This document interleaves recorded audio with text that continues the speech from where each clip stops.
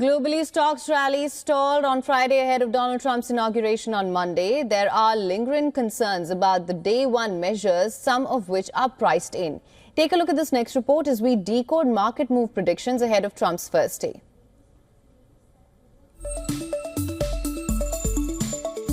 Markets treaded carefully ahead of Monday's inauguration of President Trump.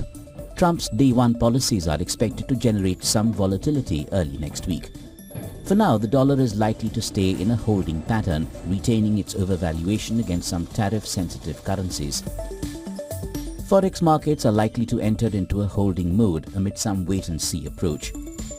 The perception at the end of a busy week in macro news is that the optimism around a month-on-month slowdown in core inflation is cautious at best. The inherently forward-looking markets are factoring in Trump's inflationary policies from a starting point that is already significantly above the target. So despite stretched positioning and short-term overvaluation, the dollar continues to dodge true catalysts for a correction.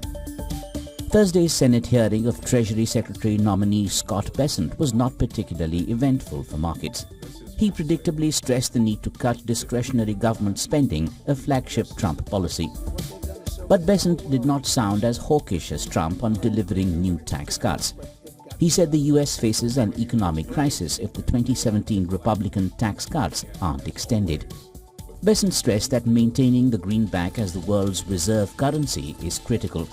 The Treasury Secretary said he believed Trump's policies will bring inflation closer to the Fed's target. In the first Trump administration, cabinet members often had to temper the president's strong statements. Analysts expressed Bessent to deliver more balanced remarks on fiscal policy, considering the impending debt constraints. The Fed enters the communication blackout period tomorrow ahead of the January 29th meeting. From a market perspective, some stabilization in most asset classes are expected early next week. Stocks struggled to make headway at the end of the week after a solid rally, while bond yields dropped on dovish remarks from Fed Governor Christopher Waller. Jose Torres at Interactive Brokers said investors are hitting the pause button following Thursday's momentous rally. The volatility in markets is expected despite China reporting 5% GDP goal. The clear reason is US tariffs threaten the growth outlook in 2025. In commodities, oil marked the fourth straight weekly gain ahead of Trump's second term, with traders seeking clarity on far-reaching sanctions and trade policies. Brent crude rose towards $82 a barrel, up about 2% for the week.